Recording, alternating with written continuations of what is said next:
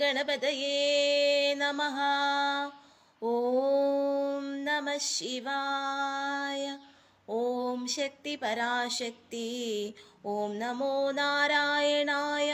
ഓം നമോ ഭഗവതേ വാസുദേവായ. ഹര ഹര മഹാദേവ ശംഭോ മഹാദേവ. ഓം നമഃ ശിവായ. ഓം നമഃ ശിവായ. ഇന്ന് നമുക്ക് പറയാനുള്ളത് ശിവപുരാണത്തിലെ ഭാഗം 54 കാവേരിയുടെ കഥ എന്നുള്ള ഒരു ഭാഗമാണ് പറയാനുള്ളത്. അതിനു മുമ്പ് എനിക്ക് കുറച്ച് കാര്യങ്ങൾ പറയാനുണ്ട്. നമ്മുടെ ഭൂമിയിൽ ഒരുപാട് അസുരന്മാരിപ്പോൾ വളർന്നുകൊണ്ടിരിക്കുകയാണ് അല്ലേ. ഭൂമിയിൽ അസുര പ്രകൃതിയുള്ള ഒരുപാട് പേരിപ്പോൾ ഉണ്ടായിക്കൊണ്ടിരിക്കുകയാണ്. അതായത് അവർക്ക് അസുര ഗുണമാണ് അവർക്ക് ഉള്ളത് അല്ലെ, ദേവഗുണം ഇല്ല. ദേവന്മാരുടെ സ്വഭാവം ഉള്ളവരെല്ലാം വളരെയധികം കുറഞ്ഞു വരുന്ന സാഹചര്യത്തിലൂടെയാണ് നാം കടന്നു പോയിക്കൊണ്ടിരിക്കുന്നത് അല്ലേ. അപ്പൊ ഈ അസുരന്മാരുടെ എല്ലാം ഒരു ഇതെന്ന് പറയുന്നത് ദേവി ഭക്തരാണ് ഈ അസുരന്മാര് കൂടുതലായിട്ടും. അതായത് അസുര കാളി അങ്ങനെയാണ് അവര്, ആ കാളി ദേവി, കരിങ്കാളി, ഇങ്ങനെയൊക്കെയാണ് അവര് ദേവീനെ ആ സങ്കല്പത്തിൽ കണ്ടിട്ട് പൂജിക്കുന്നത്. അപ്പൊ എനിക്ക് ദേവിയോട് ഒരു അപേക്ഷയുള്ളതെന്ന് വെച്ചാൽ, ദേവിയോട് നമുക്ക് പ്രാർത്ഥിക്കേണ്ട ഒരേ ഒരു കാര്യം, ഇങ്ങനെയുള്ള അസുരന്മാരുടെ കൂടെ ദേവി നിൽക്കരുത് എന്നുള്ളൊരു ഇത് ദേവിയോട് പ്രാർത്ഥിക്കുക. നമ്മളെല്ലാവരും പ്രാർത്ഥിക്കുമ്പോൾ നമ്മൾ പല പല ക്ഷേത്രങ്ങളെ പോലെ കരിക്കകം, അങ്ങനെ ചാമുണ്ഡി ക്ഷേത്രം, കരിങ്കാളി ക്ഷേത്രം, അങ്ങനെയുള്ള ക്ഷേത്രങ്ങളിലൊക്കെ നമ്മൾ പോവാറില്ലേ? എല്ലാവരും പോവാറുണ്ട് അല്ലേ. നല്ലവരും പോവാറുണ്ട്, ദേവഗണം ഉള്ളവരും പോവാറുണ്ട്, അസുരഗണം ഉള്ളവരും പോവാറുണ്ട്. അങ്ങനെ പലതരത്തിലുള്ള ഉള്ളവർ ദേവി ക്ഷേത്രത്തിൽ പോവാറുണ്ട് അല്ലേ. അപ്പൊ ദേവി അത്രയും ഭദ്രകാളി ദേവിയുണ്ട്, അതിനെക്കാട്ടിലും ഘോര രൂപിണിയായിരിക്കുന്ന ദേവിയാണ് കരിങ്കാളി ദേവി, അങ്ങനെയൊക്കെ പറയുന്നത്. ഈ ദേവിമാരെയാണ് ഈ ദുഷ്ടന്മാരായിട്ടുള്ള അസുരന്മാരെ, മൃഗങ്ങളെയൊക്കെ കുരുതി കൊടുത്ത്, അത് പണ്ട് കാലം മുതലേ അങ്ങനെയൊക്കെ ചെയ്ത് ദേവിയെ പ്രീതിപ്പെടുത്തിയാണ് ഇവന്മാർ ഓരോരോ കാര്യങ്ങൾ നേടിയെടുക്കുന്നത്. അപ്പോൾ ഈ ആസുരികമായിട്ടുള്ള സ്വഭാവമുള്ളവരാണ് കൂടുതലായിട്ട് അങ്ങനെയുള്ള ദേവിയുടെ ആ ഘോര രൂപത്തെയൊക്കെ പൂജിക്കുന്നത്. അപ്പോ നമുക്ക് ചെന്നിട്ട് നമ്മൾ ദേവിയോട് പ്രാർത്ഥിക്കേണ്ട കാര്യം ഇത്ര മാത്രമാണ്. ദേവിയോട് പറയുക, ദേവി അമ്മയാണ് ഈ അസുരന്മാരുടെ അമ്മയെന്ന് പറയുന്നത്. പക്ഷേ ഈ അസുരന്മാരുടെ കൂടെ അമ്മ നിൽക്കരുത്. കാരണം എന്ന് വെച്ച് കഴിഞ്ഞാൽ അസുരന്മാരുടെ ആസുരിക സ്വഭാവം ഇപ്പം വളരെയധികം വർദ്ധിച്ചിരിക്കുകയാണ്. അതുകൊണ്ട് തന്നെ നല്ലവരായിട്ടുള്ള സജ്ജനങ്ങൾക്ക് വളരെയധികം ബുദ്ധിമുട്ടുകളുണ്ട്. സജ്ജനങ്ങളെ എല്ലാം അവർ വധിക്കുകയാണ്, അവർ പലതരത്തില് ദ്രോഹങ്ങൾ ചെയ്യുകയാണ്. അവരുടെ സ്ഥാനമാനങ്ങൾക്ക് വേണ്ടി അല്ലെങ്കിൽ അവരുടെ സ്വാർത്ഥ കാര്യങ്ങൾക്ക് വേണ്ടി പല കാര്യങ്ങളും ചെയ്യുകയാണ് ദേവി. അതുകൊണ്ട് അമ്മയ്ക്ക് അറിയാം ആസുരിക സ്വഭാവം ഉള്ളവർ ആരാണെന്ന്, നല്ല സ്വഭാവം ഉള്ളവർ ആരാണെന്ന് അമ്മയ്ക്കറിയാം. അപ്പൊ ഈ ആസുരിക സ്വഭാവ പ്രകൃതി ഉള്ളവർ അമ്മയെ തന്നെയായിരിക്കും വന്ന് പ്രാർത്ഥിക്കുന്നത്, അമ്മയോട് തന്നെയായിരിക്കും വരങ്ങളൊക്കെ ചോദിക്കുന്നത്, അമ്മയ്ക്ക് തന്നെയായിരിക്കും അവര് ഓരോ ഇതൊക്കെ കാണിക്കയിടുന്നതും കാഴ്ചവെക്കുന്നത്. അപ്പൊ അമ്മ അവർക്ക് അവരുടെ കൂടെ നിൽക്കരുത്. അവർക്ക് എന്താ പറയാ, അനുകൂലമായിട്ട് അമ്മ നിൽക്കരുത്. അങ്ങനെ നിന്ന് കഴിഞ്ഞു കഴിഞ്ഞാല് നമ്മളെ പോലുള്ള സാധാരണക്കാരായിട്ടുള്ള നല്ല മനുഷ്യർക്കാണ് ജീവിച്ചു പോകാൻ വളരെയധികം ബുദ്ധിമുട്ട് വരുന്നത്. അതുപോലെ ദൈവിക വിശ്വാസം ഒട്ടും ഇല്ലാത്തവരുണ്ട്, ദൈവത്തിനെ വിശ്വാസം ഇല്ലാത്ത, ഭഗവതിയെ വിശ്വാസം ഇല്ലാത്ത നിരീശ്വരവാദികളുണ്ട്. അവരുടെ കൂടെയും ചിലപ്പോൾ അവർക്കും സംരക്ഷണമായിട്ട് അല്ലെങ്കിൽ തുണയായിട്ട് നിൽക്കുന്നത് ഈ പറയുന്ന കരിങ്കാളി ഭാവത്തിലൊക്കെ ഇരിക്കുന്ന ദേവിയാണ്, ഭദ്രകാളിയാണ്. അപ്പൊ അങ്ങനെയുള്ള ആ അമ്മയോട്, കപാലധാരിയാണ് അമ്മ. അപ്പൊ അമ്മയോട് പറയുക, ഇങ്ങനെയുള്ള ദുഷ്ടരുടെ രക്ഷകയായിട്ടിരിക്കുന്ന അമ്മയാണ്, ഇങ്ങനെയുള്ളവർക്ക് നല്ല കാര്യങ്ങൾ കൊടുക്കുന്ന അമ്മയാണ്. പക്ഷെ അമ്മ അവരുടെ കൂടെ നിൽക്കരുത്. കാരണം എന്ന് വെച്ച് കഴിഞ്ഞാൽ ഇവിടെ സജ്ജനങ്ങൾക്ക്, നല്ലവരായിട്ടുള്ള ദേവഗുണങ്ങളുള്ള അല്ലെങ്കിൽ നല്ല ഗുണങ്ങളുള്ളവർക്ക് ജീവിക്കാൻ വളരെ ബുദ്ധിമുട്ടാണ്. അതുകൊണ്ട് ഈ അസുര ഗുണമുള്ളവരെ എല്ലാം പിടിച്ചടക്കി പാവങ്ങളെ ഒരുപാട് ചവിട്ടി താഴ്ത്തി ദ്രോഹിക്കുന്നുണ്ട്. അതുകൊണ്ട് അമ്മ അവരുടെ കൂടെ നിൽക്കരുത് എന്നുള്ള ഒരു പ്രാർത്ഥിക്കാം. ഇതുപോലെ തന്നെ ശിവക്ഷേത്രത്തിലും പോയി പ്രാർത്ഥിക്കുക. എന്നിട്ട് പറയാം, നല്ലവരുടെ കൂടെ നിൽക്കുക, നല്ലവർക്ക് ഇനി ഉയർന്നു വരാതെ താഴേക്കിടയിൽ കിടക്കുന്നത്. അതാണ് ഭഗവാൻ ശ്രീകൃഷ്ണന് പറഞ്ഞില്ല, പരിത്രാണായ സാധൂനാം വിനാശായ ചതുഷ്കൃതാം ധർമ്മ സംസ്ഥാപനാർത്ഥായ സംഭവാമി യുഗേയുഗേ. അതുപോലെ താഴേക്കിടയിൽ കിടക്കുന്നവർക്ക് ഉയർന്നു വരാനുള്ള ഒരു അവസരം ഇനി കൊടുക്കണം എന്നുകൂടി പ്രാർത്ഥിക്കണം. മനസ്സിലായോ? അപ്പൊ ഭൂമിയുടെ കാരകി എന്ന് പറയുന്നത് ഭൂമിയിൽ ഓരോ കാര്യങ്ങൾ നടക്കണമെങ്കിൽ അതിന് സഹായിക്കുന്നതൊക്കെ ഭദ്രകാളി ദേവിയാണ്. നമ്മുടെ എല്ലാവരുടെയും മിക്കവരുടെയും കുടുംബ ദേവി എന്ന് പറയുന്നത് ഭദ്രകാളി ദേവിയാണ്. ഭദ്രകാളി ദേവിയെ കാട്ടിലും ഘോര രൂപത്തിലുള്ള ദേവിമാരെയാണ് ഇങ്ങനെയുള്ള ആസുരിക പ്രകൃതിയുള്ള ആസുരിക ഗുണമുള്ളവർ പ്രാർത്ഥിക്കുന്നത്. അപ്പൊ അങ്ങനെയുള്ള ദേവിമാരോട് നമ്മൾ പോകുമ്പോൾ പ്രാർത്ഥിക്കുമ്പോൾ ദേവിയോട് പ്രാർത്ഥിക്കുക, ഇങ്ങനെയുള്ള ദുഷ്ടന്മാരുടെ കൂടെ അമ്മ നിൽക്കരുത്. കാരണം ഇങ്ങനെയുള്ള ദുഷ്ടന്മാര് ഒരുപാട് പെരുകിയിട്ട് സാധാരണക്കാരായിട്ടുള്ള ഒരുപാട് പേരെ വധിക്കുന്നുണ്ട്. നിങ്ങൾക്ക് തന്നെ അറിയാം, ഈ ഇടയ്ക്ക് ഒരു കലക്ടറുടെ മരണമൊക്കെ നിങ്ങൾ അറിഞ്ഞു കാണും അല്ലേ? അപ്പം അത് അയാള് മറ്റുള്ളവരുടെ തെറ്റ് പറഞ്ഞതുകൊണ്ടാണ്, ചൂണ്ടിക്കാട്ടിയത് കൊണ്ടാണ് ആ വ്യക്തിക്ക് അങ്ങനെ ഒരു അനുഭവം ഉണ്ടായിട്ട് അങ്ങനെ ആയത് അല്ലെ, മരണപ്പെട്ടത്. അപ്പം അത് മരണപ്പെട്ടതാണോ വധിച്ചതാണോ എന്നൊന്നും നമുക്കറിയില്ല, അതും കേസ് നടന്നുണ്ട്. അപ്പൊ അങ്ങനെ പല അതായത് സ്വന്തം സ്വാർത്ഥതയ്ക്ക് വേണ്ടിയിട്ട് അല്ലെങ്കിൽ എന്തെങ്കിലും പിടിച്ചടക്കാൻ വേണ്ടിയിട്ട് എന്തെങ്കിലും കാര്യസാധ്യത്തിന് വേണ്ടിയിട്ട് അങ്ങനെ പലതരത്തില് ദുഷ്ടന്മാര് വളരെയധികം പെരുകിക്കൊണ്ടിരിക്കുകയാണ്. അപ്പോ ദേവിയാണ്, ഭദ്രാദേവിയാണ്. നിരീശ്വരവാദികൾക്ക് ദേവി ദേവന്മാരെ ആരെയും വിശ്വാസമില്ല. പക്ഷെ അവര് ഭൂമിയിൽ ജീവിക്കുന്നത് കൊണ്ട് ഈ നിരീശ്വരവാദികളുടെ സംരക്ഷകയായിട്ട് നിൽക്കുന്നതും ദേവിയാണ്. ഭദ്രകാളിയാണ്, ഭദ്രയല്ല ഭദ്രകാളി. അതായത് ഭദ്രാദേവിയെക്കാളിലും കുറച്ചുകൂടി മോസ്റ്റ് പവർഫുൾ ആയിട്ടുള്ള ഒരു ദേവിയാണ് ഭദ്രകാളി, കരിങ്കാളി എന്നൊക്കെ പറയുന്നത്. അപ്പൊ അങ്ങനെയുള്ള ദേവിയാണ്. അങ്ങനെയുള്ള ഈ പറയുന്ന നിരീശ്വരവാദികളുടെയും ദൈവവിശ്വാസം ഇല്ലാത്തവരുടെയും അതുപോലെ ദുഷ്ടരായിട്ടുള്ള ആസുരിക പ്രകൃതി ഉള്ളവരുടെയും കൂടെ നിൽക്കുന്നത്. അപ്പൊ അതുകൊണ്ട് തന്നെയാണ് ഈ ചിലര് മറ്റുള്ള ഒരു ഭക്തിയിലേക്കും പോവത്തില്ല. അവര് ശിവഭക്തിയിലോട്ട് പോകത്തില്ല, അവര് സാധാ സൗമ്യഭാവത്തിലിരിക്കുന്ന ദേവി ഭക്തിയിലോട്ട് വരില്ല, അവര് ശ്രീകൃഷ്ണ ഭക്തിയിലോട്ട് വരില്ല, നാരായണ ഭക്തിയിലോട്ട് വരില്ല. അവര് പ്രാർത്ഥിക്കും, എന്നാലും കൂടുതലായിട്ട് അവര് സ്പെൻഡ് ചെയ്യുന്ന അല്ലെങ്കിൽ കൂടുതലായിട്ടും അവർ വിളിക്കുന്ന ഈ പറയുന്നുള്ള കരിങ്കാളി, ഭദ്രകാളി, ഇങ്ങനെ ഘോര രൂപയായിട്ടുള്ള ദേവിമാരെയാണ് അവർ കൂടുതലായിട്ടും പ്രാർത്ഥിക്കുന്നത്. അവർ കുരുതി കൊടുക്കുകയും അവര് രാത്രി ഈ പറയുന്ന പോലെയുള്ള ഇതൊക്കെ ചെയ്യുകയൊക്കെ ചെയ്യും, ഗുരുതി അങ്ങനെയൊക്കെയുള്ള കാര്യങ്ങളൊക്കെ. അങ്ങനെ അവർ നെഗറ്റീവ്സിൽ പോസിറ്റീവ് കലർത്തി അങ്ങനെ ഒരു രീതിയിൽ അവർ ഓരോ കാര്യങ്ങൾ നേടിയെടുക്കുന്നത്, മനസ്സിലായി? അപ്പം ഈ ദേവി എന്ന് പറഞ്ഞു കഴിഞ്ഞാൽ കരിങ്കാളി ദേവി ഭദ്രദേവിനെക്കാളിലും കുറച്ചുകൂടി പവർഫുൾ ആയിട്ടുള്ള ദേവി. ഈ ദേവി എന്ന് പറഞ്ഞു കഴിഞ്ഞാൽ കൂടുതലായിട്ടും ആസുരിക, അതായത് ദേവി എന്ന് പറഞ്ഞാൽ ഭയങ്കര കോപ ഇതാണ്, മനസ്സിലായോ? അപ്പം അവരങ്ങനെയൊക്കെയുള്ള രീതിയിൽ ഇങ്ങനെ കാര്യങ്ങൾ നേടിയെടുക്കും. അതുപോലെ കാലഭൈരവന്റെ തന്നെ വേറെ കുറെ മോസ്റ്റ് പവർഫുൾ ആയിട്ടുള്ള കുറച്ച് സംഭവങ്ങളൊക്കെ ഉണ്ട്. അപ്പൊ ഇങ്ങനെയുള്ളതൊക്കെയാണ് അവർ പൂജിക്കുന്നത്. അപ്പൊ ആ ദേവി എന്ന് പറഞ്ഞു കഴിഞ്ഞാൽ അസുര പ്രകൃതി ഉള്ളവരുടെ കൂടെയാണ് കൂടുതലായിട്ട് നിൽക്കുന്നത്. കാരണം ദേവിക്കും അതാണ് ഇഷ്ടം, രക്തം കാണാനോ ഈ ദുഷ്ടരെ വധിക്കാനോ അങ്ങനെയൊക്കെയുള്ള ഇതാണ്, മനസ്സിലായ മൈൻഡാണ്. അപ്പം ഇവര് ഇങ്ങനെ പ്രസാദിക്കുമ്പോൾ ദേവി മറ്റുള്ള കാര്യങ്ങളൊന്നും നോക്കില്ല. ഇവര് കുരുതി കൊടുക്കും, അല്ലെങ്കിൽ ഇവര് ഇങ്ങനെ ഓരോ കാഴ്ചവസ്തുക്കൾ കാഴ്ചവെച്ചിട്ട് ഇവര് പ്രാർത്ഥിക്കുമ്പോൾ ദേവി മറ്റൊന്നും അവര് കാണത്തില്ല, മനസ്സിലായോ? ആ സമയം അവർക്ക് വരപ്രസാദം കൊടുക്കും. അങ്ങനെ ഇതിലാണ് ഇവന്മാര് എന്ത് ചെയ്യുന്നത്, വീണ്ടും അധികാരങ്ങളും പണങ്ങളും ഒക്കെ ഉണ്ടാക്കി പാവങ്ങളെ ദ്രോഹിച്ചിട്ട് അതിൽ വീണ്ടും ദ്രോഹിച്ച് എല്ലാത്തിൽ നിന്നും കേസുകളിൽ നിന്നാലും ഊരിപ്പോയി അങ്ങനെ പല രീതിയിൽ ഇവന്മാര് രക്ഷപ്പെടുന്ന അങ്ങനെയാണ്. അപ്പൊ ആ ദേവിയോട് നമ്മൾ പ്രാർത്ഥിക്കുക, മനസ്സിലായോ? ദേവി ഇങ്ങനെയുള്ള അസുരന്മാരുടെ കൂടെ നിൽക്കരുത് എന്ന് പറഞ്ഞ് ദേവിയോട് നമ്മൾ പ്രാർത്ഥിക്കുക. കാരണം ദേവി ഇനിയും ഇങ്ങനെയുള്ള അസുരന്മാരുടെ കൂടെ നിൽക്കുകയാണെന്നുണ്ടെങ്കിൽ നമ്മൾ ദേവഗണമുള്ള അല്ലെങ്കിൽ നല്ല മനുഷ്യരായിട്ടുള്ള പാവങ്ങൾക്കാണ് ഒരുപാട് ദുഃഖങ്ങൾ ഉണ്ടാവുന്നത്. നല്ല സഹൃദയരായിട്ടുള്ള സ്നേഹസമ്പന്നരായിട്ടുള്ള നല്ല മനുഷ്യർക്കാണ് അതിൽ നിന്ന് പ്രശ്നം ഉണ്ടാവുന്നത്.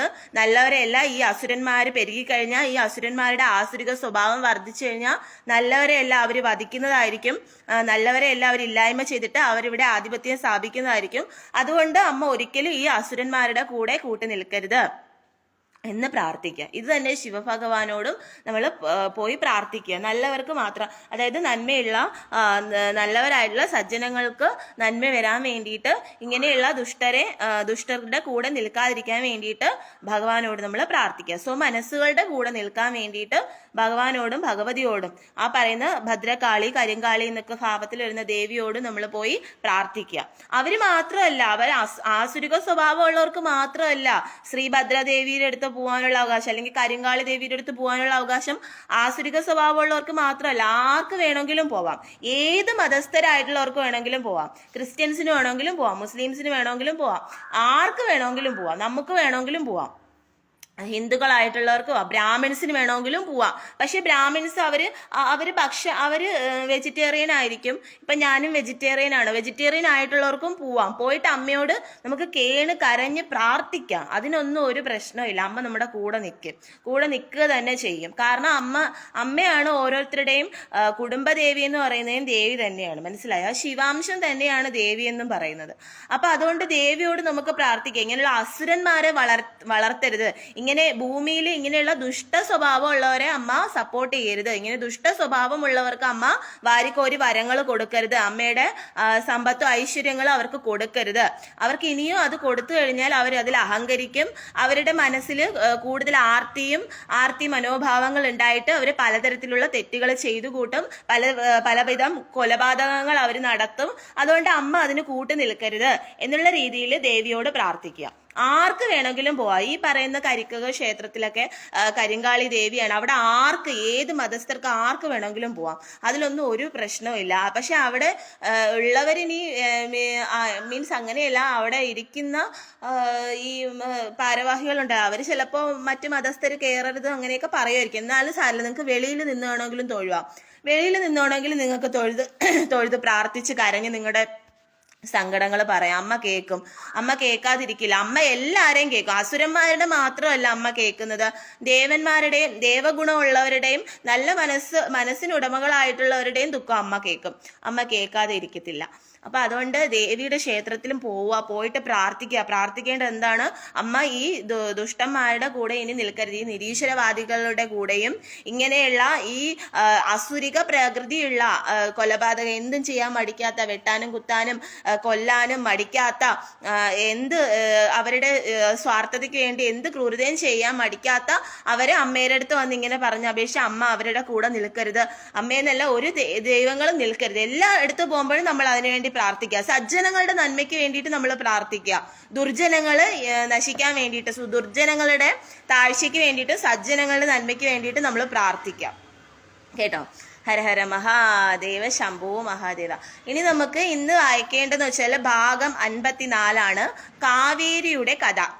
കാവേരിയുടെ കഥ എന്നുള്ള ഭാഗമാണ് ഇനി വായിക്കാനുള്ളത് കേട്ടോ. അപ്പൊ ഞാനിത് വായിക്കാം. പണ്ട് കാലത്ത് ഒരിക്കൽ തെക്കേ ഇന്ത്യയിൽ കഠിനമായ വരൾച്ചയുണ്ടായി. അത്യുഗ്രനായ സൂര്യദേവൻ തപിച്ചു. അഗ്നിസ്ഫുലിംഗങ്ങൾ പോലെയുള്ള കിരണങ്ങൾ കൊണ്ട് ഭൂമിയെ വല്ലാത്ത അവസ്ഥയിലാക്കി. കഠിനമായ വേനൽ മൂലം ഭൂമി വറ്റി വരണ്ടു. പക്ഷി മൃഗാദികൾ ജലാംശമില്ലാത്തതിനാൽ ചത്തൊടുങ്ങി. മാനവ ജീവിതം ദുരിതപൂർണമായി തീർന്നു. പ്രാർത്ഥനകളും യാഗങ്ങളും ഒക്കെ നടത്തിയിട്ടും ഫലം കാണാതെ വന്നപ്പോൾ ഭൂമിദേവി തന്റെ അരുമ സന്താനങ്ങളുടെ ദയനീയ സ്ഥിതി കണ്ട് വിഷാദഗ്രസ്തയായി. സസ്യലതാദികളെല്ലാം അത്യുഗ്രമായ സൂര്യതാപത്താൽ കത്തിക്കരിഞ്ഞു. ഈ അവസ്ഥ തുടർന്നാൽ ഭൂമിയിൽ ജീവസ്പന്ദനം തന്നെ അവസാനിച്ചു പോകുമെന്നറിഞ്ഞ സജ്ജനങ്ങൾ അവരുടെ ദുഃഖം അഗസ്ത്യ മുനിയെ അറിയിക്കാൻ തീരുമാനിച്ചു. അങ്ങനെ അവർ തങ്ങളുടെ നിവേദനം മുനിവര്യനെ അറിയിച്ചു. അങ്ങനെ കഠിനമായിട്ടുള്ള ചൂട് കാലാവസ്ഥ ഉണ്ടാവുകയാണ്. അതില് വൃക്ഷലതാദികളെല്ലാം കത്തിക്കരിഞ്ഞു പോവുകയാണ്. പക്ഷി മൃഗാദികളെല്ലാം ചത്തൊടുങ്ങുകയാണ്. അങ്ങനെ ഇതിൽ പരിതപിച്ചുകൊണ്ട് സജ്ജനങ്ങൾ എന്ത് ചെയ്യുകയാണ്? അവരുടെ ദുഃഖം അഗസ്ത്യ മുനിയെ അറിയിക്കുകയാണ്. അല്ലയോ മുനിവര്യ, ഈ പ്രകൃതിയെ ബാധിച്ചിരിക്കുന്ന മഹാവിപത്ത് അങ്ങ് കാണുന്നില്ലേ? നിർദ്ദയമായ വിധത്തിൽ അർക്കദേവൻ തന്റെ കഠിനമായ താപത്താൽ ഭൂമിയെ ചുട്ടുപൊള്ളിക്കുകയാണ്. അതുമൂലം പക്ഷിമൃഗാദികളും വൃക്ഷലതാദികളും നാമാവേശമാകുകയാണ്. ഈ കഠിന വരൾച്ച തുടർന്നാൽ അവശേഷിക്കുന്ന കുറച്ച് മനുഷ്യരും ചത്തൊടുങ്ങും. ജീവന്റെ സ്പന്ദനം തന്നെ നിലച്ചു പോകും. ഗുരുതരമായ ഈ ദയനീയ സ്ഥിതിയിൽ നിന്നും ഞങ്ങളെ രക്ഷിക്കാൻ അങ്ങല്ലാതെ മറ്റാരാണുള്ളത്? പരമകാരുണ്യവാനായ മഹാപ്രഭോ, ത്രികാലജ്ഞാനിയായ അങ്ങ് ഞങ്ങളെ രക്ഷിക്കണേ. അങ്ങേ ശരണം പ്രാപിച്ചിരിക്കുന്ന ഞങ്ങളെ ഉപേക്ഷിക്കരുതേ. അങ്ങനെ പറയുകയാണ്. അർക്കൻ എന്ന് പറഞ്ഞാൽ സൂര്യദേവനാണ്. സൂര്യദേവൻ ഇതേപോലെ ഭൂമി ഇങ്ങനെ ചുട്ട് പൊള്ളിക്കുകയാണെന്നുണ്ടെങ്കിൽ നമ്മുടെ മാനവരാശി തന്നെ, നമ്മുടെ സസ്യലതാദികളും പക്ഷിമൃഗാദികളും മനുഷ്യരും ദേവന്മാരും എല്ലാവർക്കും തന്നെ വളരെയധികം ബുദ്ധിമുട്ടാവും. അതുകൊണ്ട് എല്ലാവരും നശിച്ചു പോകുന്നതാണ്. അതുകൊണ്ട് അഗസ്ത്യ മുനിയോട് പറയുകയാണ്, അങ്ങ് ഞങ്ങളെ ഇതിൽ നിന്ന് എത്രയും പെട്ടെന്ന് രക്ഷിക്കണമേ എന്ന് പറയുകയാണ്. ജനഹൃദയങ്ങളുടെ വിലാപം കേട്ട് തപോധനനായ അഗസ്ത്യമുനി ധ്യാനമുക്തനായി. അദ്ദേഹം തന്റെ മുന്നിൽ കണ്ണീരൊലിപ്പിച്ചുകൊണ്ട് നിൽക്കുന്ന എല്ലും തോലുമായ മനുഷ്യരെ ദർശിച്ചു. അവരുടെ രൂപങ്ങൾ തന്നെ നാടിനെ ബാധിച്ചിരിക്കുന്ന കൊടിയ വരൾച്ച മൂലം വന്നു ചേർന്ന ദാരിദ്ര്യത്തെ വെളിപ്പെടുത്തുന്നവയാണെന്ന് മുനീശ്വരൻ അറിഞ്ഞു. അദ്ദേഹത്തിന്റെ മനസ്സലിഞ്ഞു. അതിനാൽ സാന്ത്വന വാക്കുകൾ ആ മുനിവര്യന്റെ തിരുനാവിൽ നിന്നും പുറപ്പെട്ടു. ഹേ സജ്ജനങ്ങളെ, നിങ്ങളുടെ ദുഃഖത്തിന്റെ കാരണം നാം അറിയുന്നുണ്ട്.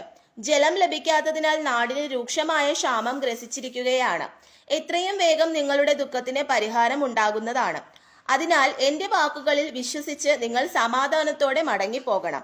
സന്താനങ്ങളെ ബാധിച്ചിരിക്കുന്ന ദുർഗതിയോർത്ത് ഭൂമിദേവിയും വിലപിക്കുകയാണ്. മുനീശ്വരന്റെ പ്രതീക്ഷാനിർഭരമായ വാക്കുകൾ സജ്ജനങ്ങളുടെ അകതാരിൽ ആശ്വാസത്തിന്റെ ഇളം തെന്നൽ വീശാൻ പര്യാപ്തമായി. അങ്ങനെ അവർ ശാന്തചിത്തരായി മടങ്ങി. അങ്ങനെ എന്ത് പറയുകയാണ്, ഭൂമിദേവി പോലും ഈ കഠിനമായ ചൂടില് ഈ സൂര്യദേവന്റെ കഠിനമായ ചൂട് കാരണം ഭൂമിദേവി പോലും ചുട്ടുപൊള്ളുകയാണ് എന്നാണ് ഇവിടെ പറയുന്നത്. ഉടൻ തന്നെ കാരുണ്യ ജ്യോതിസായ മുനീശ്വരൻ കൈലാസത്തിലേക്ക് യാത്ര തിരിച്ചു. അവിടെ ധ്യാന നിമഗ്നനായിരിക്കുന്ന ജഗൽപിതാവിനെ അദ്ദേഹം ദർശിച്ചു. ഭഗവാന്റെ ദർശന സൗഭാഗ്യം ലഭിച്ച മുനി ഭക്ത്യാദര പുരസരം അദ്ദേഹത്തെ സ്തുതിച്ചു. ഭക്ത ശിരോമണിയും പരബ്രഹ്മ തത്വജ്ഞാനിയുമായ അഗസ്ത്യമുനിയുടെ സ്തുതിയിൽ പൂർണ്ണ സംതൃപ്തനായ ശ്രീ പരമേശ്വരൻ തന്റെ നയനങ്ങൾ മെല്ലെ തുറന്നു. തന്റെ മുന്നിൽ തൊഴുകയോടെ നിലകൊള്ളുന്ന മുനിയുടെ നിസീമമായ ഭക്തിഭാവം അറിഞ്ഞ ഭഗവാൻ സന്തോഷവാനായി.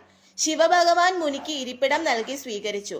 അനന്തരം അദ്ദേഹം മുനിയോട് ആരാഞ്ഞു, മുനിശ്രേഷ്ഠ, അങ്ങയുടെ ആഗമനോദ്ദേശം എന്താണ്?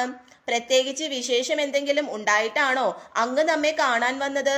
ഭഗവാന്റെ തിരുവചനം കേട്ട അഗസ്ത്യമുനി അല്പം ദുഃഖത്തോടെ പറഞ്ഞു. കാരുണ്യത്തിന്റെ മഹാസാഗരമായ ശ്രീ ശങ്കര, മാലോകരുടെ ജീവിതം വളരെ കഷ്ടത്തിലാണ്. ഭാരതത്തിന്റെ തെക്കുഭാഗം മുഴുവൻ അത്യുഗ്രമായ ചൂടിനാൽ കത്തി അമർന്നുകൊണ്ടിരിക്കുന്നു. പക്ഷി മൃഗാദികളും വൃക്ഷലതാദികളും നാശോന്മുഖമായി കഴിഞ്ഞു. മർത്യ ജീവിതം പോലും പറഞ്ഞറിയിക്കാൻ സാധിക്കാത്ത വിധം ദുസ്സഹമായിരിക്കുന്നു. ഈ ദയനീയാവസ്ഥ തുടർന്നാൽ ജീവൽ സ്പന്ദനം പോലും അവസാനിച്ചെന്നു വരും. ഈ ഗുരുതരാവസ്ഥയിൽ ജനങ്ങളെ രക്ഷിക്കാൻ അങ്ങ് കരുണ കാണിക്കണം. അങ്ങയുടെ അനുഗ്രഹ പ്രസാദം കൊണ്ട് മാത്രമേ ഈ പ്രശ്നത്തിന് പരിഹാരം കാണാനാകൂ. മുനിവര്യന്റെ നിവേദനം കേട്ടറിഞ്ഞ ശ്രീ പരമേശ്വരൻ അല്പനേരം ചിന്താമഗ്നനായിരുന്നു. അനന്തരം ചിന്താവിമുക്തനായ ശംഭു അഗസ്ത്യനോട് പറഞ്ഞു, മഹർഷി, അങ്ങ് നമ്മുടെ ഭക്തനാണ്. അതിനാൽ ഭക്തന്മാരുടെ ആവശ്യങ്ങൾ നിറവേറ്റി കൊടുക്കുക എന്നത് നമ്മുടെ കർത്തവ്യമാണ്. അതിനാൽ ഉടൻ തന്നെ നാം അങ്ങയുടെ ആഗ്രഹം സാധിച്ചു തരുന്നതാണ്. സദാ നേരവും നമ്മെ മാത്രം മനോക്ഷേത്രത്തിൽ വച്ച് ആരാധിക്കുന്ന അങ്ങയുടെ അപേക്ഷ തീർച്ചയായും നാം സ്വീകരിച്ച് വേണ്ടത് ചെയ്യുന്നതാണ്. പരമ്പൊരുളായ ശ്രീ ശങ്കരന്റെ വാക്കുകൾ അമൃത ബിന്ദുക്കൾ പോലെ അനുഭവിച്ചറിഞ്ഞ അഗസ്ത്യമുനിയുടെ മനതാരിൽ ആനന്ദ നിർവൃതിയുണ്ടായി.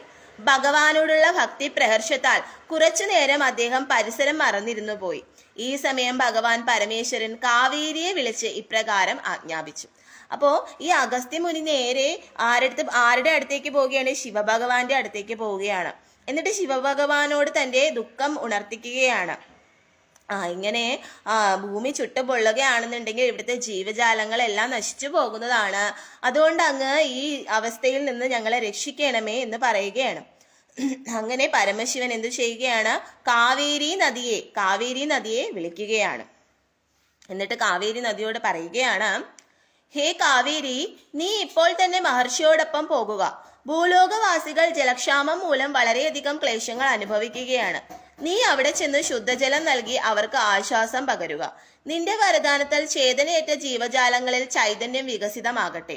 ഭഗവാന്റെ ആജ്ഞ ശിരസാവഹിച്ച ദേവി കാവേരി പറഞ്ഞു, ജഗദീശ്വര, അവിടുത്തെ പാദകമലങ്ങളിൽ ഞാനിതാ സഹസ്രകോടി പ്രണാമം അർപ്പിക്കുന്നു.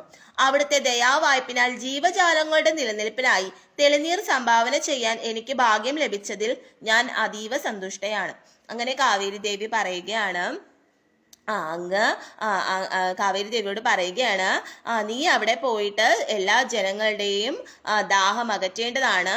അവിടെ പോയി എല്ലാവർക്കും ജലം കൊടുക്കേണ്ടതാണെന്ന് പറയുകയാണ്. അങ്ങനെ കാവേരി ദേവിയും വളരെയധികം സന്തോഷത്തോടു കൂടി ഭഗവാനെ സ്മരിക്കുകയാണ്. എന്നിട്ട് കാവേരി ദേവി അവിടേക്ക് പുറപ്പെടുകയാണ്.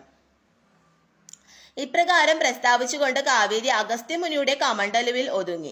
അങ്ങനെ ഇപ്രകാരം പ്രസ്താവിച്ചുകൊണ്ട് കാവേരി എന്ത് ചെയ്യുകയാണ്? അഗസ്ത്യമുനിയുടെ കമണ്ഡലുവിനകത്തേക്ക് ഒതുങ്ങുകയാണ്.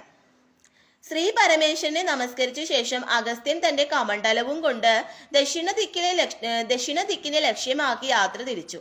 അഗസ്ത്യമുനി കൈലാസത്തിൽ ചെന്ന് ദേവാദിദേവനായ ശ്രീ ശങ്കരന്റെ അനുഗ്രഹവും വാങ്ങി മടങ്ങിയ സംഭവം ഇന്ദ്രൻ അറിഞ്ഞു. തന്നെ അവഹേളിച്ചതുപോലെയാണ് ഇന്ദ്രന് തോന്നിയത്. എങ്ങനെയും അഗസ്ത്യമുനിയുടെ ശ്രമം പരാജയപ്പെടുത്തണമെന്ന് ഇന്ദ്രൻ ദൃഢനിശ്ചയം ചെയ്തു. പല സൂത്രങ്ങളും ദേവേന്ദ്രന്റെ മനസ്സിൽ തെളിഞ്ഞു. ഒടുവിൽ മഹാഗണപതിയെ അഭയം പ്രാപിക്കാൻ അദ്ദേഹം തീരുമാനിച്ചു. അങ്ങനെ ഗണേശനെ സമീപിച്ച് ഇന്ദ്രൻ ഇപ്രകാരം പറഞ്ഞു. അപ്പോൾ ഈ അഗസ്ത്യമുനി ഇങ്ങനെ പോകുന്ന സമയത്ത് ഇന്ദ്രദേവനെയും കാണുകയാണ്, ഇന്ദ്രലോകമൊക്കെ കാണുകയാണ്. എന്നിട്ടും അഗസ്ത്യമുനി അതിലൊന്നും ശ്രദ്ധ ചെലുത്തുന്നില്ല. അഗസ്ത്യമുനി തന്റെ കമണ്ഡലൂരിലുള്ള ജലം എത്രയും പെട്ടെന്ന് തന്റെ നാട്ടിൽ എത്തിക്കണം എന്നുള്ള രീതിയിൽ അഗസ്ത്യമുനി ഇങ്ങനെ നടന്നു പോവുകയാണ്. അപ്പൊ ഇത് കാണുമ്പോൾ ഇന്ദ്രന് വളരെയധികം കോപമാവുകയാണ്. ആഹാ, ഇത്രയ്ക്കായോ, എന്നെ കണ്ടിട്ട് കൂടി ഇവൻ ശ്രദ്ധിക്കാതെ പോവുകയാണല്ലോ എന്നിങ്ങനെ പറയുകയാണ്. അങ്ങനെ എന്ത് ചെയ്യുകയാണ്, ഇന്ദ്രൻ ഉടനെ തന്നെ മഹാഗണപതിയുടെ അടുത്തേക്ക് പോവുകയാണ്. എന്നിട്ട് മഹാഗണപതിയോട് തന്റെ ആവശ്യം പറയുകയാണ്. ഹേ ഗണേശ, അങ്ങൊരു സംഭവം അറിഞ്ഞോ? അഗസ്ത്യമുനി കൈലാസത്തിൽ ചെന്ന് ഭഗവാൻ ശ്രീ ശങ്കരനെ വശത്താക്കി ജനങ്ങളുടെ ക്ഷേമത്തിനെന്ന പേരിൽ കാവേരിയെ കമണ്ഡലുവിലാക്കിക്കൊണ്ട് പോയിരിക്കുകയാണ്. വിഘ്നേശ്വരനായ അങ്ങയോട് ഒരു വാക്ക് ചോദിക്കാൻ പോലും ആ അഹങ്കാരി കൂട്ടാക്കിയില്ല. അല്ലെങ്കിൽ നമ്മെ ഒന്നും വകവയ്ക്കാതെ നേരിട്ട് ചെന്ന് കാര്യം സാധിക്കുന്ന ഒരു ഏർപ്പാട് പണ്ടേ ആ ധിക്കാരിക്ക് ഉള്ളതാണ്. അങ്ങയെ അപമാനിച്ചതിന് അവനോട് തീർച്ചയായും പ്രതികാരം ചെയ്യണം. ഗണേശ്വരനായ അങ്ങ് വിചാരിച്ചാൽ നടക്കാത്തതായി ത്രിലോകങ്ങളിലും വല്ലതുമുണ്ടോ? അതിനാൽ തോന്യാസിയായ ആ മുനിയെ അങ്ങ് ശിക്ഷിക്കുക തന്നെ വേണം. അങ്ങയുടെ മഹത്വം അയാൾക്ക് കാണിച്ചു കൊടുക്കുക തന്നെ വേണം.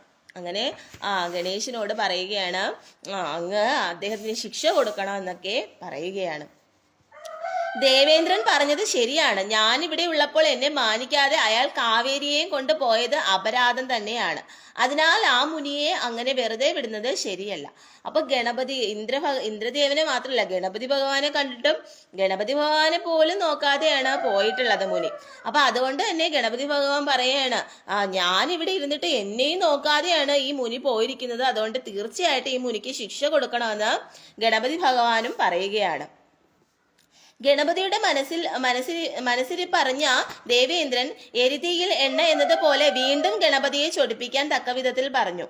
ശ്രീ ശങ്കരന്റെ പുത്രൻ ഗണേശൻ ആരാണെന്ന് ആ മുനിയെ അറിയിച്ചു കൊടുക്കണം. അങ്ങയോട് ചോദിക്കാതെ അയാൾ ഇങ്ങനെ പ്രവർത്തിച്ചതിനാൽ കാവേരിയെ കൊണ്ടുപോകാൻ യാതൊരു വിധത്തിലും അനുവദിക്കരുത്. വിഘ്നങ്ങൾ ഒഴിവാക്കി ജീവജാലങ്ങൾക്കെല്ലാം മംഗളം ചെയ്യുന്ന അങ്ങയുടെ അപാരമായ മഹിമ വർണ്ണിക്കുവാൻ ആരാലും സാധ്യമല്ല. അങ്ങനെയുള്ള അങ്ങയെ ദർശിച്ച് നമസ്കരിച്ച ശേഷം അങ്ങയുടെ അനുവാദത്തോടെയാണ് കാവേരിയെ കൊണ്ടുപോകേണ്ടിയിരുന്നത്. അങ്ങനെ ചെയ്യേണ്ടതിന് പകരം അഹംഭാവത്തോടെ സ്വന്തം ഇഷ്ടപ്രകാരം കൈലാസത്തു ചെന്ന് അങ്ങയുടെ പിതാവിനെ പ്രേരിപ്പിച്ച് കാവേരിയെ തട്ടിക്കൊണ്ടുപോയത് ധിക്കാരത്തിന്റെ ലക്ഷണമാണ്. ഇത് അനുവദിച്ചാൽ ഭാവിയിൽ ഇതിനേക്കാൾ ധിക്കാരമായ കാര്യങ്ങൾ അയാൾ നേടിയെടുക്കും. ഇങ്ങനെ നേരിട്ട് ചെന്ന് കാര്യങ്ങൾ നേടാൻ ആരെയും അനുവദിക്കരുത്. അതിനാൽ അഗസ്ത്യന് ഇതൊരു പാഠം തന്നെ ആയിരിക്കണം. ജഗത്തിന്റെ നിലനിൽപ്പിന് ആധാരഭൂതനായ അങ്ങ് ഇവിടെയുണ്ടെന്ന് അയാൾക്ക് മനസ്സിലാക്കി കൊടുക്കുക തന്നെ വേണം. അങ്ങനെ വീണ്ടും ഗണപതി ഭഗവാനോട് ഇന്ദ്രൻ ഇങ്ങനെ പറയുകയാണ്, അങ്ങയെ കണ്ടിട്ടു അങ്ങയെ പോലും നോക്കാതെ ഇങ്ങനെ പോയതല്ലേ ഇന്ദ്രൻ, അതുകൊണ്ട് തീർച്ചയായിട്ടും ആ ഇന്ദ്രൻ അതിനുള്ള ശിക്ഷ കൊടുക്കണമെന്ന് വീണ്ടും വീണ്ടും പറയുകയാണ്. ദേവേന്ദ്രന്റെ വീറോടുകൂടിയ വാക്കുകൾ കേട്ട മഹാഗണപതി പറഞ്ഞു, ദേവേന്ദ്ര, താങ്കൾ പറഞ്ഞതൊക്കെ ശരിയാണ്. പക്ഷെ അഗസ്ത്യൻ തന്റെ പിതാവിന്റെ ഏറ്റവും പ്രിയപ്പെട്ട ഭക്തനായതിനാലാണ് കാവേരിയെ അദ്ദേഹത്തോടൊപ്പം അയച്ചു കൊടുത്തത്. മാത്രമല്ല പരബ്രഹ്മതത്വം ശരിക്കും അറിയാവുന്ന ഒരു മഹർഷിയാണ് അദ്ദേഹം. അതുകൊണ്ട് തന്നെ എനിക്ക് വല്ലാത്ത ഭയം തോന്നുന്നു. ഞാനിപ്പോൾ എന്താണ് വേണ്ടതെന്ന് എനിക്ക് തന്നെ മനസ്സിലാകുന്നില്ല. ഗണപതി ഭഗവാന്റെ വാക്കുകൾ കേട്ട ദേവേന്ദ്രൻ വിസ്മയഭാവത്തോടെ ചോദിച്ചു, അങ്ങ് എന്താണ് ഈ പറയുന്നത്? സർവേശ്വരനായ അങ്ങ് ഭയപ്പെടുന്നുവെന്നോ? അങ്ങ് ആരെയാണ് ഭയക്കുന്നത്? ആ ധിക്കാരിയായ അഗസ്ത്യനെയാണോ? ഭൂമണ്ഡലം മുഴുവനും അങ്ങയുടെ അനുഗ്രഹത്തിനായി കേണപേക്ഷിക്കുമ്പോൾ വൃക്ഷലതാദികളും പക്ഷിമൃഗാദികളും ജനങ്ങളും അങ്ങയുടെ വരപ്രസാദത്തിനായി അകമഴിഞ്ഞ് പ്രാർത്ഥിക്കുമ്പോൾ അങ്ങ് മറ്റൊരാളെ ഭയക്കുന്നു എന്ന പ്രസ്താവന തന്നെ മഹാമോശമായി പോയി. പരമമായ സത്യപ്പൊരുളായ അങ്ങേക്ക് അസാധ്യമായി ഒന്നും തന്നെയില്ല. അങ്ങയോട് അനാദരവ് കാട്ടിയ അഗസ്ത്യമുനി ധിക്കാരിയാണ്.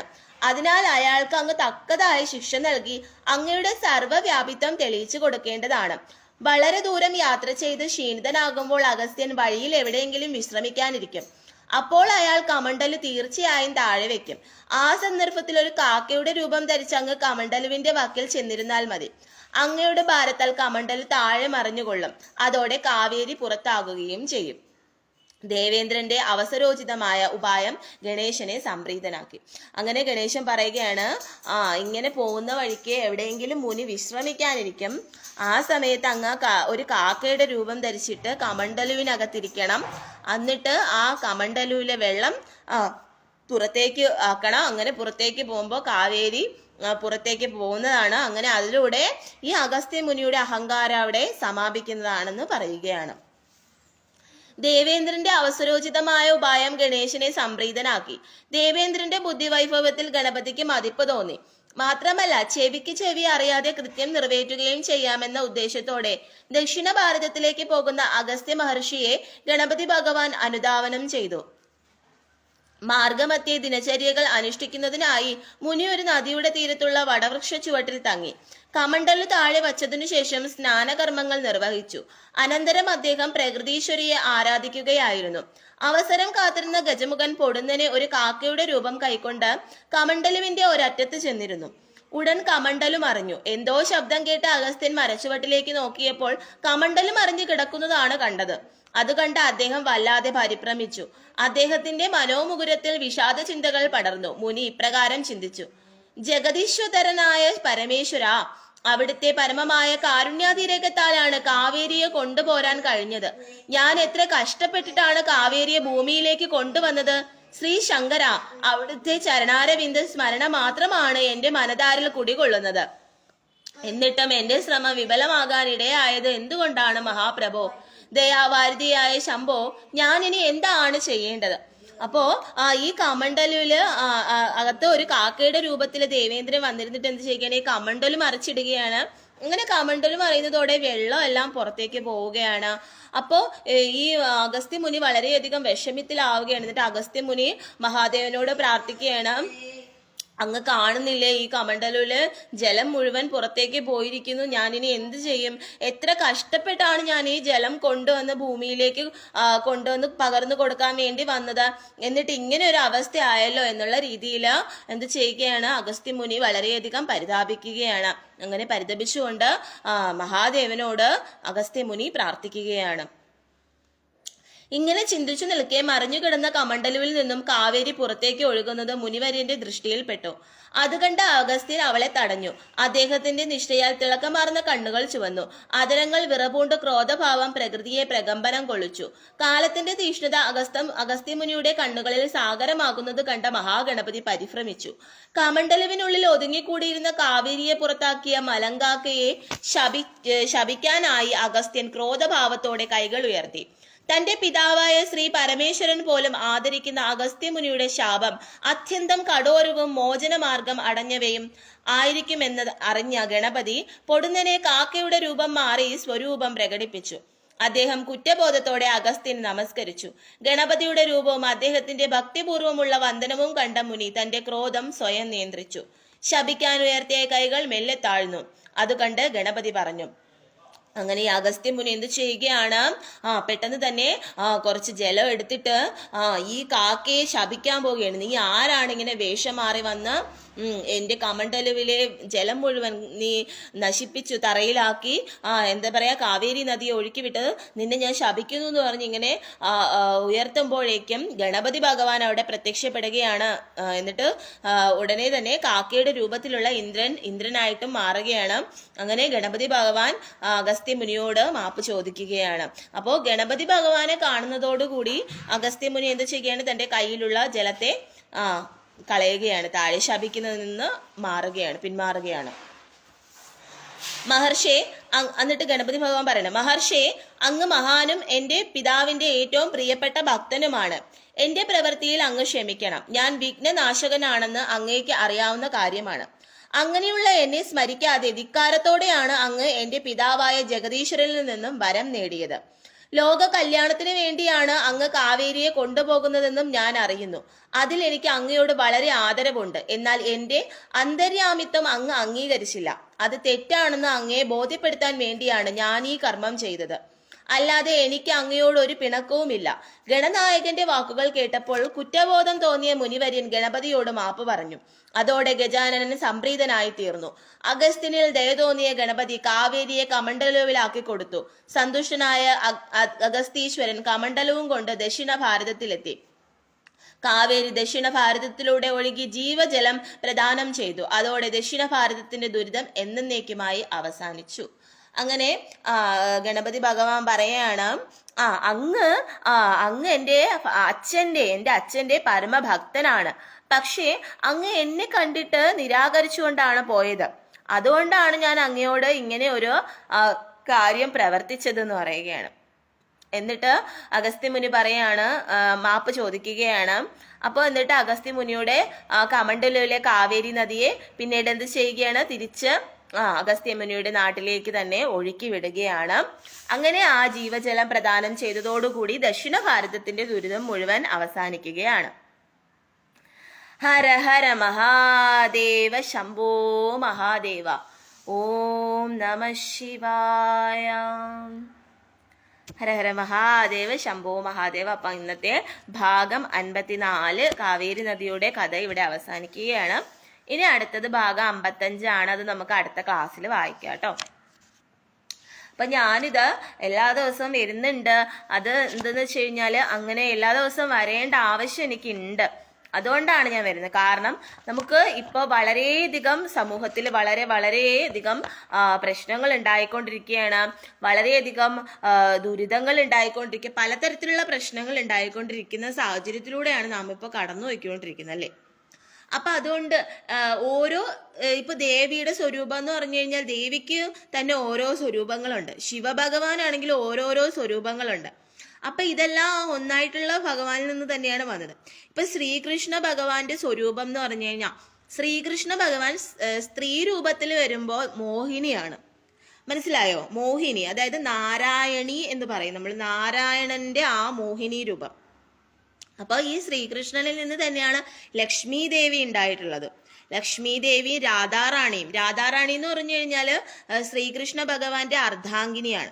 അപ്പൊ ദേവിമാര് തന്നെ വൈഷ്ണവ ദേവിമാരുണ്ട്, വിഷ്ണു അംശത്തിലുള്ള ദേവിമാരുണ്ട്, അതുപോലെ ശിവാംശത്തിലുള്ള ദേവിമാരുണ്ട്. ശിവാംശത്തിലുള്ളതാണ് പരമേശ്വരി എന്ന് പറയുന്നത്, പാർവതി ദേവി. ഉമാദേവി എന്ന് പറയുന്നത് പരമേശ്വരന്റെ അംശത്തിലുള്ളതാണ്.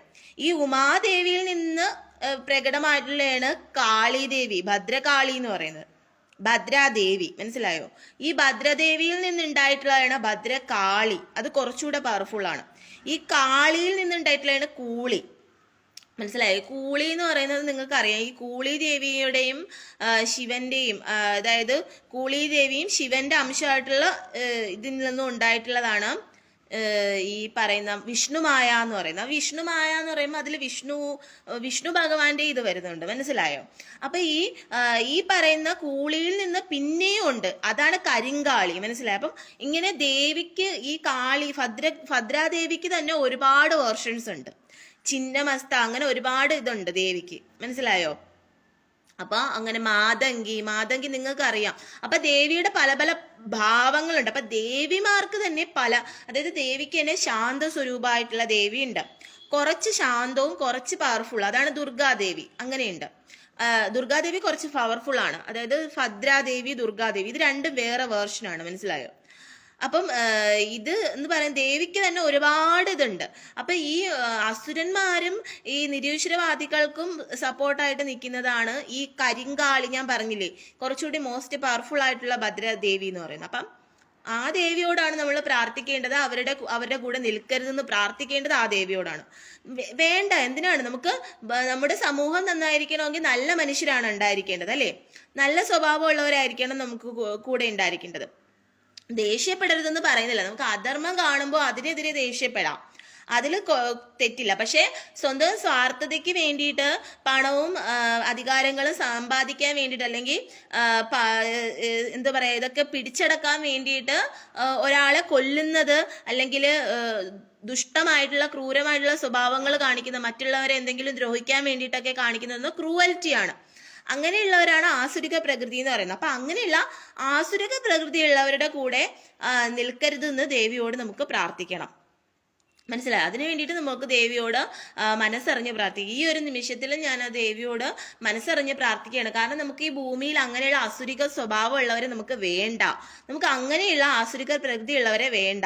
പക്ഷെ ന്യായം നല്ലതിന് വേണ്ടിയിട്ട് പ്രതികരിക്കുന്നവരെ നമുക്ക് വേണം. പക്ഷെ അല്ലാതെ സ്വാർത്ഥ കാര്യങ്ങൾക്ക് വേണ്ടി തനിക്ക് സ്വത്തും പണവും ഉണ്ടാക്കാൻ വേണ്ടിയിട്ടോ അല്ലെങ്കിൽ സ്വാർത്ഥ കാര്യങ്ങൾക്ക് വേണ്ടിയിട്ടോ അധികാരങ്ങൾക്ക് വേണ്ടിയിട്ടോ ഒക്കെ ഇങ്ങനെ നെഗറ്റീവ്സ് ആയിട്ടുള്ള കാര്യങ്ങൾ ചെയ്തിട്ട് കൊലപാതകങ്ങൾ ചെയ്ത് ക്രൂരതകൾ ചെയ്യുന്ന അങ്ങനെയുള്ള നെഗറ്റീവ്സ് ആയിട്ടുള്ള ആൾക്കാരെ, അങ്ങനെയുള്ള ആസുരിക സ്വഭാവമുള്ളവരെ നമുക്ക് വേണ്ട. ഒന്നെങ്കിൽ ഈ ആസുരിക സ്വഭാവമുള്ളവർ അത് തിരുത്തിയിട്ട് നല്ല സൽസ്വഭാവത്തിലേക്ക് വരിക, അല്ലെന്നുണ്ടെങ്കിൽ അവരെ ഈ പറയുന്ന അസുരന്മാരെ എല്ലാം അസുര ലോകമുണ്ട് അവർക്ക്, ആ ലോകത്തിലേക്ക് മരണശേഷം പറഞ്ഞു വിടുക എന്നുള്ളതാണ്. അത് ദേവിയോട് നമ്മൾ പ്രാർത്ഥിക്കുക. ഈ ഭൂമിയിൽ ഇവരെ ഇങ്ങനെ ഇതാക്കാതെ അങ്ങനെയുള്ള ആസുരിക സ്വഭാവമുള്ളവരുണ്ടെന്നുണ്ടെങ്കിൽ അവരെല്ലാം അവർക്ക് അർഹതപ്പെട്ട ലോകങ്ങൾ എവിടെയാണ് അവിടേക്ക് പറഞ്ഞു വിടുക, അല്ലെങ്കിൽ അവരുടെ കർമ്മഫലം അനുസരിച്ച് അവരെ നരകത്തിലേക്ക് പറഞ്ഞു വിടുക. ഇത് വേണം നമുക്ക് പ്രാർത്ഥിക്കാം. മനസ്സിലായോ? കാരണം ഒരു എന്താ പറയുക, കുറച്ച് പണത്തിന് വേണ്ടിയിട്ടോ അല്ലെങ്കിൽ എന്തെങ്കിലും കാര്യങ്ങൾക്ക് വേണ്ടിയിട്ടോ ഒക്കെ ഇങ്ങനെ കൊലപാതകം ചെയ്യുന്നത് എന്തിനു വേണ്ടിയിട്ടാണ് അല്ലേ? അതുപോലെ ഞാൻ ഇന്നലെ നിങ്ങളോടൊരു സംഭവം പറഞ്ഞു, സ്നേഹിച്ചിട്ട് ഇഷ്ടപ്പെട്ടില്ല എന്നുള്ള പേരിൽ ഒരു പെൺകുട്ടിയെ വധിച്ചു കളഞ്ഞ കാര്യം. അപ്പൊ ഇങ്ങനെയൊക്കെ ചെയ്യുന്നവന്മാരെന്ന് പറയുന്നത് അസുരന്മാരാണ്. അപ്പൊ അങ്ങനെയുള്ള ദുഷ്ടന്മാരെ നമ്മുടെ ഭൂമിയെ നശിപ്പിക്കുന്നത്, നമ്മുടെ ഭൂമിയിലുള്ള നല്ല മനുഷ്യർക്ക് കൂടി ജീവിക്കാൻ പറ്റാതെ നല്ല മനുഷ്യരെയും കൂടി എന്താ പറയാ കൊല്ലാനും വധിക്കാനും ദ്രോഹിക്കാനും വേണ്ടിയിട്ട് ഒരുങ്ങുന്നത് ഇങ്ങനെയുള്ള ആസുരിക സ്വഭാവമുള്ള ദുഷ്ടന്മാരാണ്. അപ്പൊ ഇങ്ങനെയുള്ള ആസുരിക സ്വഭാവമുള്ള ദുഷ്ടന്മാരുടെ കൂടെ ആരും തന്നെ നിൽക്കാൻ പാടില്ല. അതുകൊണ്ട് ദേവിയോട് മനസ്സറിഞ്ഞ് നമ്മൾ പ്രാർത്ഥിക്കുക. ഇങ്ങനെയുള്ള നിരീശ്വരവാദികളോട്, ഇങ്ങനെയുള്ള ആസുരിക സ്വഭാവ പ്രകൃതിയുള്ളവരുടെ കൂടെയും ദേവി നിൽക്കരുത്.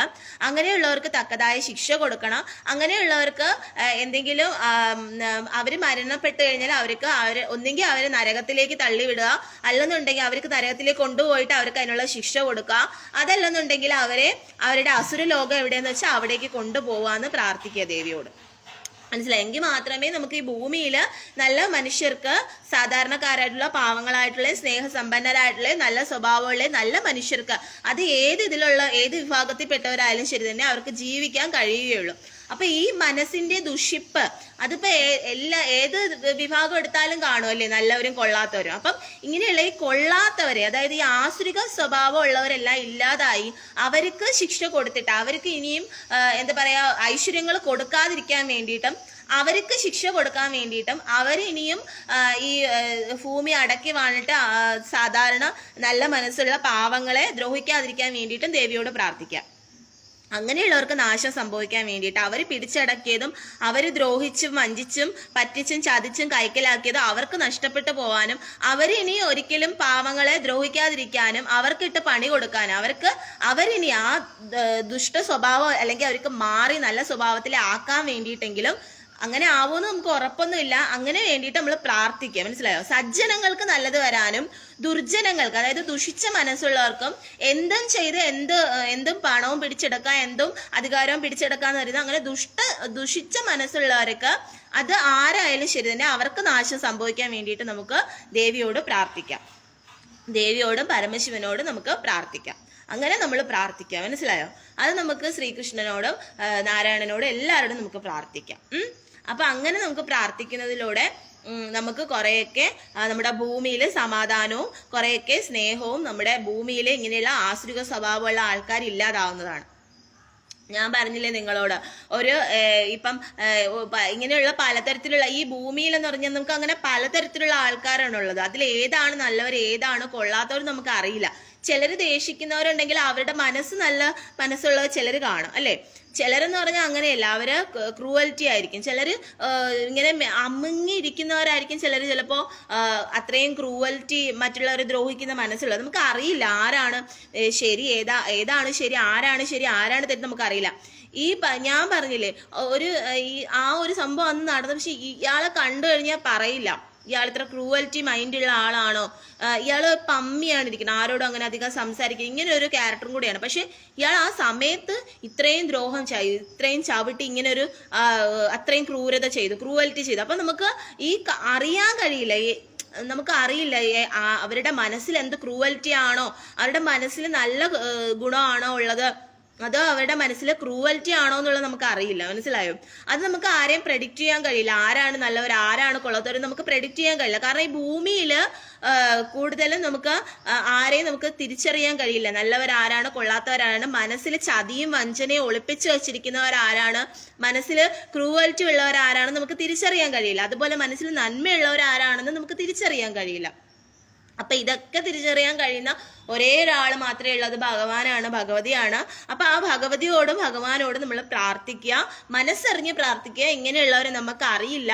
അപ്പൊ അങ്ങനെയുള്ള ദുഷ്ടരുടെ മനസ്സ്, അങ്ങനെയുള്ള ദുഷ്ടർക്ക് നാശം സംഭവിച്ച് അവരിനി ആ ദുഷ്ടതകളെ ചെയ്യാതിരിക്കാൻ വേണ്ടിയിട്ടും സജ്ജനങ്ങളെ, നല്ലവരായിട്ടുള്ള നല്ല മനസ്സുള്ള സജ്ജനങ്ങളായിട്ടുള്ളവരെ സംരക്ഷിക്കാൻ വേണ്ടിയിട്ടും നല്ലവരുടെ കൂടെ നിൽക്കാൻ വേണ്ടിയിട്ടും ദേവിയോടും ഭഗവാനോടും നമുക്ക് മനസ്സറിഞ്ഞ് പ്രാർത്ഥിക്കാം. ഹര ഹര മഹാദേവ, ശംഭോ മഹാദേവ. ഹര ഹര മഹാദേവ. ഇനി ആരൊക്കെയാ വന്നിട്ടുള്ളതെന്ന് നോക്കാട്ടോ. ഗോപകുമാർ, സഞ്ജു, സെൽവിൻ, രമ്യ, സോനു. ഇത്രയും പേരെ വന്നിട്ടുള്ളതെന്ന്. അപ്പൊ ഇന്നും വളരെ കുറച്ച് പേരാണ് വന്നിട്ടുള്ളത്. സാരമില്ല. പിന്നെ ഇതിന് ശേഷം വീഡിയോ ഇടുന്ന സമയത്ത് കാണുന്നുണ്ട് കുറെ പേരൊക്കെ.